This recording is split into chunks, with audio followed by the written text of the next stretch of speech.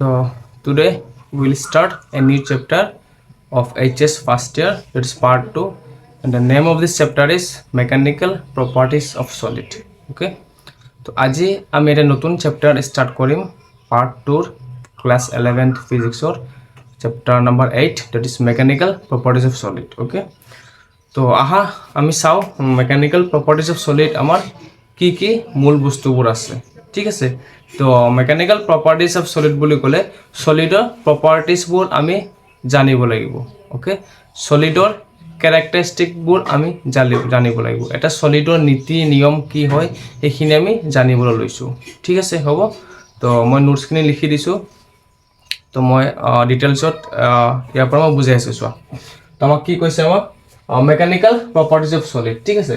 তো সলিড বুলি ক'লে আমি কি বুজি পাও a solid has definite shape and size সলিডৰ কি থাকে আমাৰ এটা ডেফিনেট শেপ এন্ড সাইজ থাকে হয় না এটা সলিডৰ আমাৰ ডেফিনেট শেপ এন্ড সাইজ থাকে এই বোৰ্ডখন এখন তোমাৰ সলিড হয় এই বোৰ্ডখন কি হয় বোৰ্ডখন এখন আমাৰ সলিড হয় তো ইয়াৰো আমাৰ এটা শেপ আৰু সাইজ আছে ওকে ইয়াৰ লেন্থ আছে ব্ৰেথ আছে লেন্থ আছে হাইট আছে ঠিক আছে তো সলিড কাক কৈছে চোৱা in order to change or deform the shape or size of a in order to change the shape or size of a body a force is required হয় না এটা বডি আমি যদি চেঞ্জ করব যাও এটা বডি যদি সাইজ বা শেপটো আমি চেঞ্জ করব যাও তেনে হলে কি হৈ যায় এটা ফোর্স এটা বল দরকার হয় okay if you stretch a helical spring by gently pulling its end কি কৈছে if you stretch এটা helical spring যদি আমি stretch কৰো by gently pulling its ends the length of the spring increase slightly length to কি হৈ যায় কৈছে আমাৰ যেতিয়া এটা স্প্রিং আমি লাহেকে আমি দুইফালে আমি ফোর্স লগাও the length of the spring increase slightly when you leave the ends of the spring it regains its original shape and size যেতিয়া আমি স্প্রিং কৰি দিও ই আকৌ নিজৰ জাগালৈ original shape আৰু size লৈ আহি যায় ঠিক আছে মানে কি কৈছে এটা সলিডৰ আমাৰ এক নম্বৰ কথা কি আছে এটা ডেফিনেট শেপ আৰু সাইজ হ'ব লাগে ঠিক আছে তাৰ পিছত কি কৈছে when you stretch a spring যেতিয়া আমি এটা স্প্রিং স্ট্রেচ কৰিম মই এটা এক্সাম্পল লৈছো ইয়াতে চাবা মই দেখাই আছো এটো এটা সৰু এক্সাম্পল মই লৈছো তোমালোকে দেখা পাবা এটো এটা স্প্ৰিং হয় যেতিয়া মই স্প্ৰিংটো স্ট্ৰেচ কৰিছো okay A force is required হয় নে স্প্ৰিংটো স্ট্ৰেচ কৰাৰ লগে লগে এটা ফোৰ্স ইজ ৰিকুৱাৰ্ড যেতিয়া মই লিভ কৰি দিম ফোৰ্সটো স্প্ৰিংটো আকৌ নিজৰ জাগালৈ আহি যাব ঠিক আছে মই আকৌ দেখাই আছো যেতিয়া এটা স্প্রিংত মই এটা স্ট্রেচ কৰিম এ ফোৰ্স ইজ ৰিকুৱাৰ্ড এটা ফোৰ্সৰ দৰকাৰ হ'ব যেতিয়া মই স্প্ৰিং এটা স্ট্ৰেচ কৰিম এটা ফোৰ্সৰ দৰকাৰ হ'ব যেতিয়া মই ফোৰ্সটো লিভ কৰি দিম স্প্ৰিংটো আকৌ তাৰ নিজৰ অৰিজিনাল জাগালৈ আহি যাব ঠিক আছে এটা হ'ল সৰু স্প্ৰিং মই এটা লৈছো ডাঙৰ স্প্ৰিং ঠিক আছে চোৱা ঠিক আছে মই স্ট্ৰেচ কৰিছো ফোৰ্স লাগিছে যেতিয়া মই ফোৰ্স স্ট্ৰেচ মানে ফোৰ্সটো লিভ কৰি দিম ফোৰ্সটো এৰি দিম স্প্ৰিংটো নিজৰ জাগাত আহি যাব ঠিক আছে এটো আছিল আমাৰ সলিডৰ এটা মূল ক্যারেক্টারিস্টিক বা প্রপার্টিজ মানে সলিড কি হৈ যায়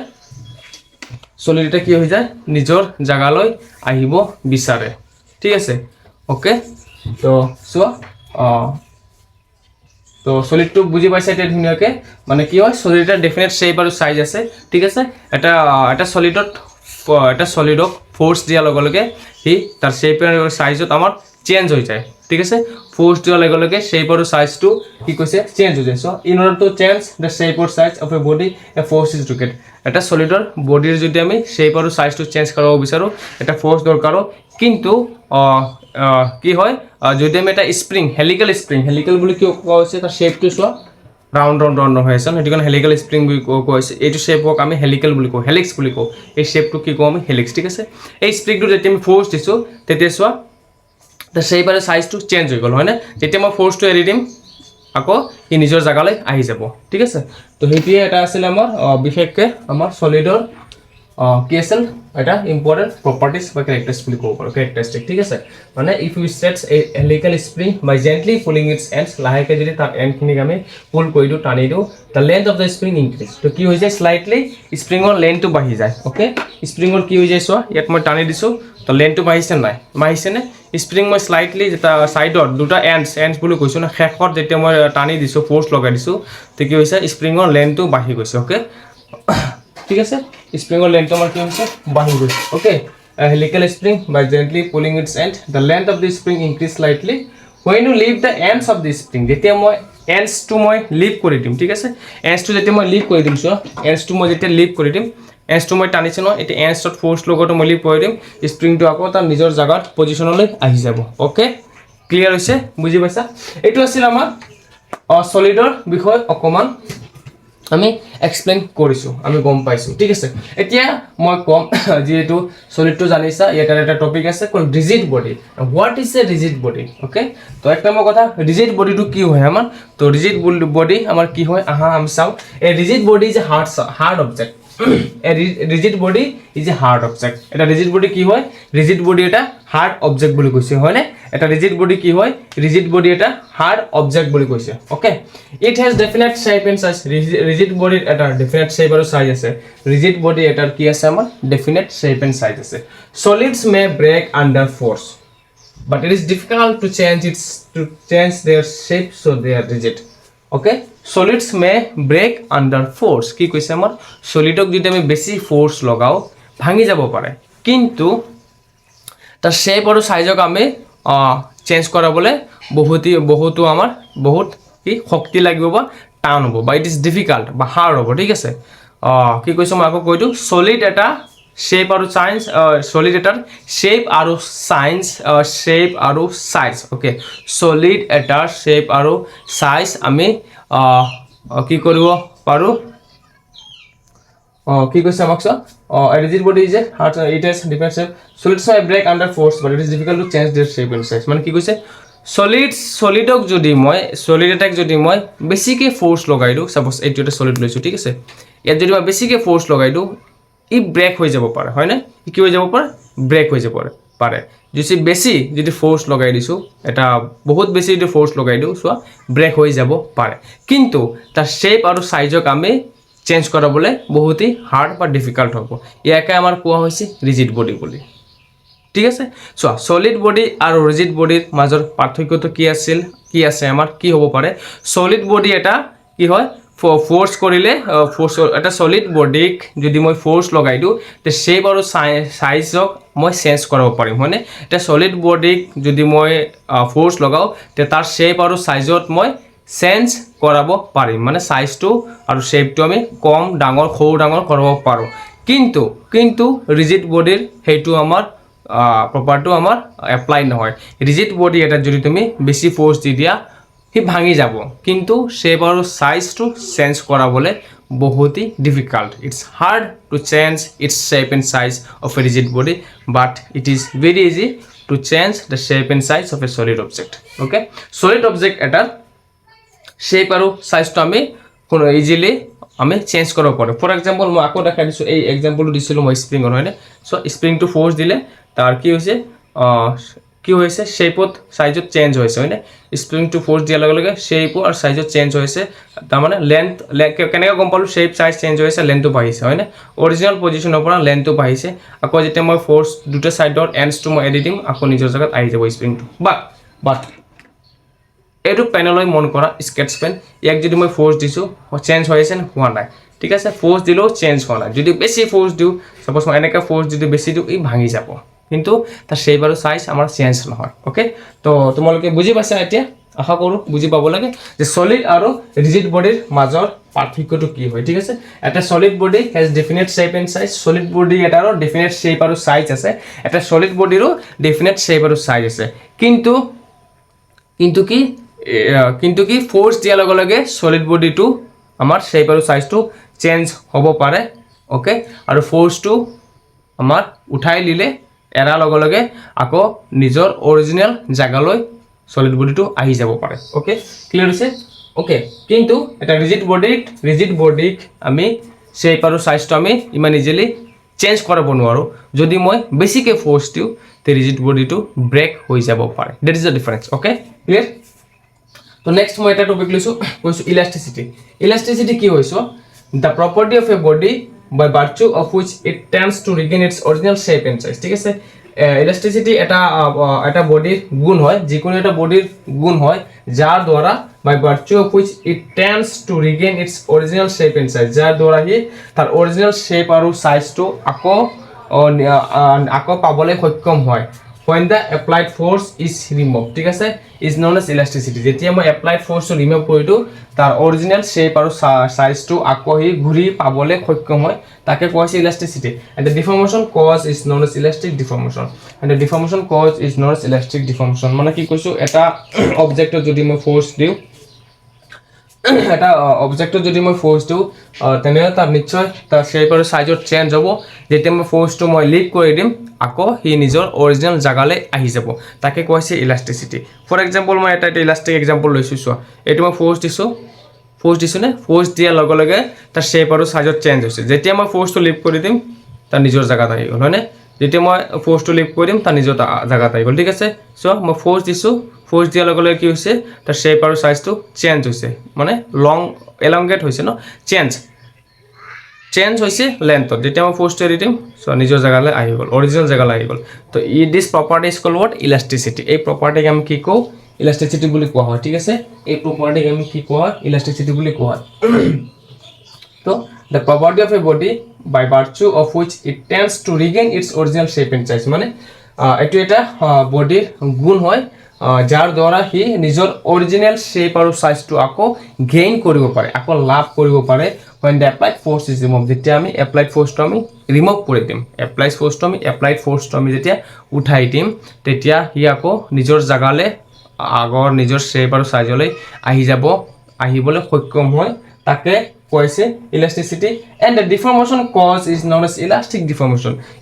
deformation কেনেকৈ বুজিবা পাছোৱা এই ফোৰ্স লগোৱাৰ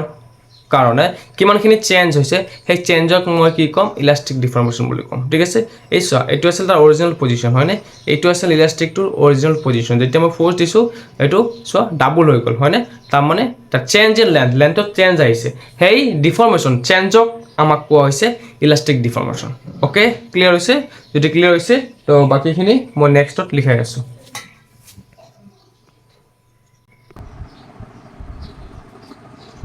তো সো মই নেক্সট টপিক দিছো প্লাষ্টিক বুলি ক'লে সবে জানা প্লাষ্টিক মানে কি হয় প্লাষ্টিক স্যার কি হয় আপুনি যেনেকৈ শেপ তাৰ কৰাব বিচাৰে এনেকৈ শেপতে ট্ৰান্সফৰ্ম হৈ যাব আৰু চেঞ্জ নহয় আৰু ৰিটাৰ্ণ ঘূৰি নাহে তাৰ অৰিজিনাল শেপ আৰু সাইজত তাকে প্লাষ্টিক বুলি কওঁ ওকে ফৰ এক্সাম্পল বোকা মাটি দেখা পাইছা লাম্প এটোৱে এটা মানে ওয়েট মাট বুলি ক'লে ওয়েট ভিজা মাটি লাম্প বুলি ক'লে এটা মানে ভিজা মাটি এটা টপটপিয়ে মই বনাই দিওঁ যদি এটা এটা লাম্প হৈ যায় ন মানে ঠিক আছে তো তেতিয়া চাবা তুমি কি কৰা যেতিয়া তুমি শেপটো চেঞ্জ কৰা শেপটো চেঞ্জ হৈ যায় ফৰ এক্সাম্পল আমাৰ বনাই যে মাটিৰ কলবোৰ বনাই দেখা পাইছা তে মাটিৰ কলবোৰ যে তাৰ কি প্ৰপাৰ্টিৰ কাৰণে এই কলবোৰ আমি এনেকৈ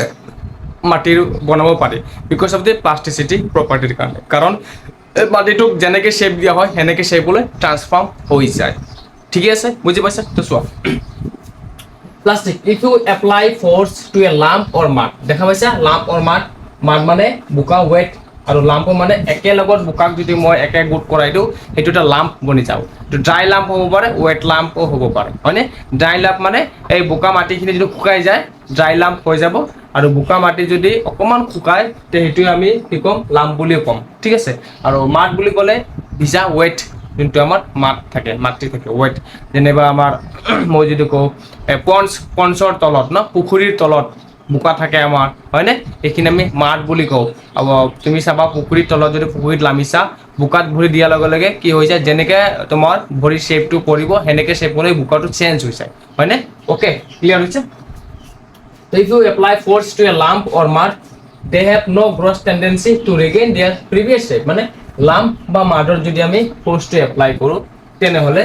lump বা mudৰ যদি আমি force to apply কৰো if we apply force to a lump or mud, they have no gross tendency to regain their previous shape and size. মানে আগৰ shape আৰু size লৈ হিতে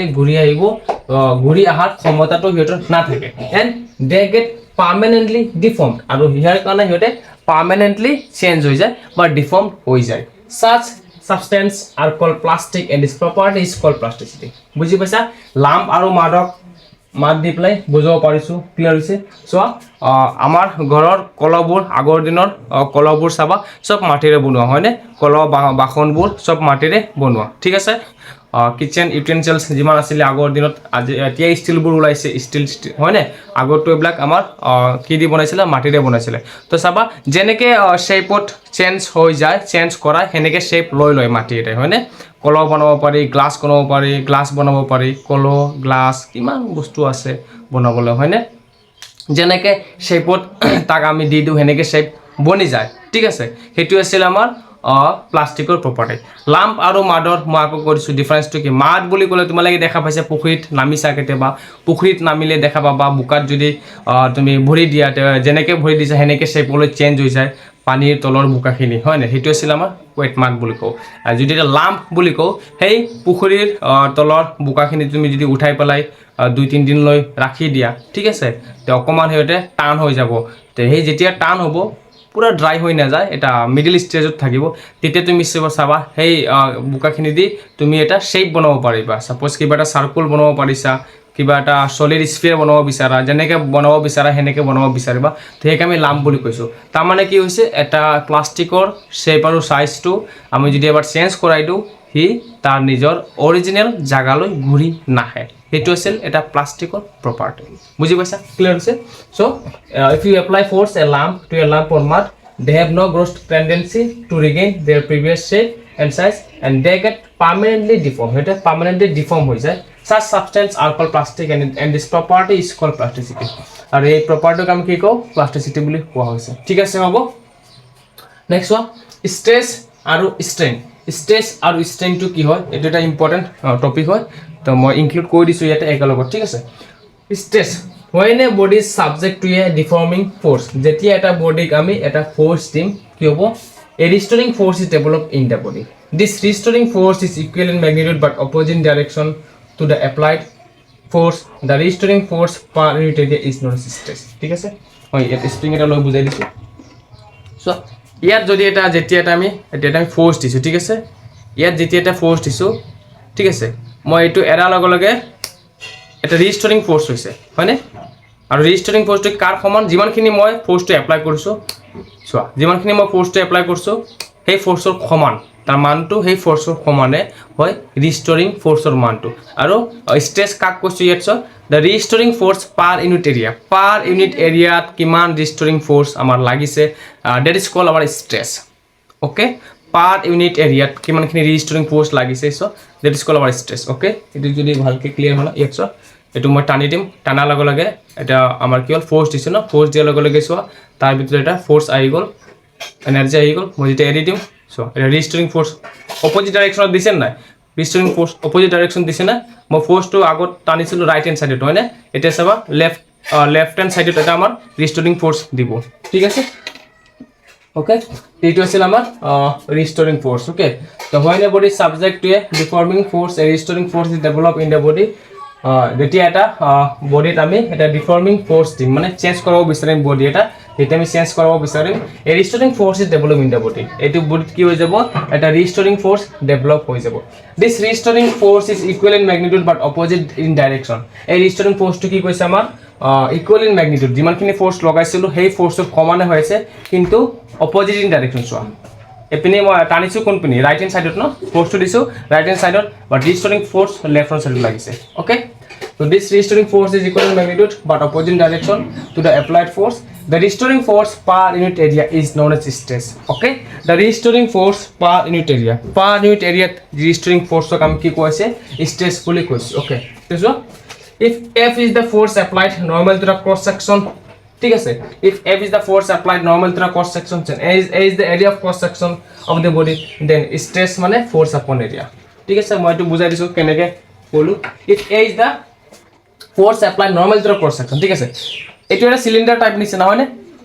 এটো এটা সিলিন্ডার টাইপ নিছে লাগিছে না স্প্রিংটো এটা সিলিন্ডাৰৰ নিছে না তো এইখিনি এৰিয়াটো কি কমামে মই ফোৰ্স কোড লগাইছো মই ইয়াত ধৰা নাই নহয় মাজত ধৰা নাই মই কোড টাচ ফোর্স কোড দিছো মাজত নেকি নাই মই এটা এন্ডত দিছো হয়নে এটো সাইড এন্ডত ঠিক আছে তো এইখিনি এন্ডৰ এৰিয়াটো কি কম মই এ বুলি কম ঠিক আছে এটা সাৰ্কুলৰ নিচিনা হৈ আছে ন তো এইখিনি আমি এৰিয়া কি কম এ বুলি কম ঠিক আছে তো যেতিয়া মই ইয়াত এটা ফোর্স দিম ঠিক আছে তো সব পার ইউনিট এরিয়াত আমার চেঞ্জ হৈছে হয়নে ফোর্স পার ইউনিট এরিয়া সেইটো কৈছে আমাৰ স্ট্ৰেছ ফোৰ্স পাৰ ইউনিট এৰিয়া তাকে কৈছে আমাৰ স্ট্রেস বুলি কৈছে ঠিক আছে তো if F is the force applied normal to the cross section normal বুলি কিয় কৈছে এই ক্রস সেকশনৰ লগত ফোৰ্সটো আমাৰ নৰমাল হৈ আছে হয়নে এটো ক্ৰস সেকশন হয়নে ক্ৰস সেকশনৰ লগত ফোৰ্সটো আমি নৰমাল দিছো মানে এটো যদি আমাৰ ক্রস সেকশন হয় তো ফোর্স এনেকে লগাইছো ঠিক আছে তো নরমাল ফোর্স বুলি কৈছে if F is the force applied normal to the cross section and A is the cross section of the body যদি এটো আমাৰ বডি ক্রস সেকশন হয় ঠিক আছে তেনেহলে স্ট্রেস ইকুয়াল টু কি হবে ফোর্স আপন এরিয়া স্ট্রেসটি কি হবে আমাৰ ফোর্স আপন এরিয়া ঠিক আছে ওকে ক্লিয়ার হৈছে তো SI ইউনিট অফ স্ট্রেস টু কি হ'ব ফোৰ্সৰ কাৰণে আমাৰ ইউনিটটো কি আহিব এতিয়া স্ট্ৰেসৰ ইউনিটটো কি আহিব স্ট্ৰেসৰ ইউনিটটো কি আহিব